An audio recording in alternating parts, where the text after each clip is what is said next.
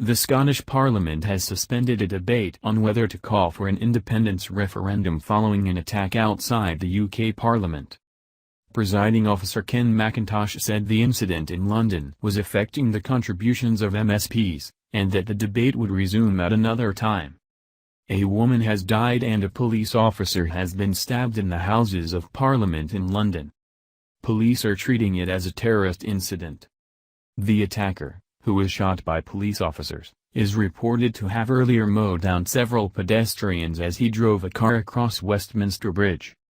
He crashed it into railings before running into the Palace of Westminster and stabbing the officer.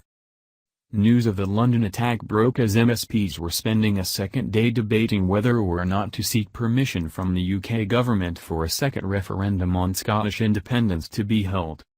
A vote had been due to be held at 17:30. But politicians including Scottish Conservative leader Ruth Davidson called for the session to be suspended.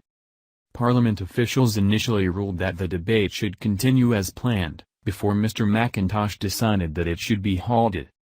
The presiding officer said, "The fact that our sister parliament has had a serious incident is affecting this particular debate, and is affecting the contribution of members.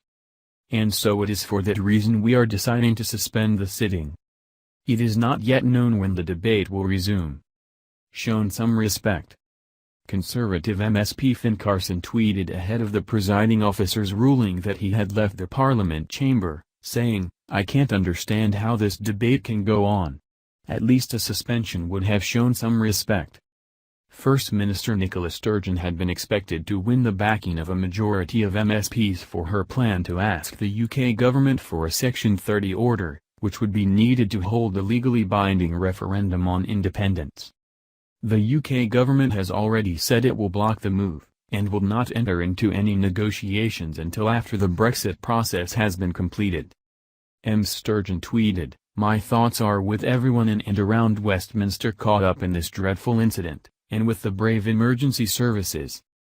Security has been increased around Holyrood as a precaution, with police vehicles seen outside the Parliament building.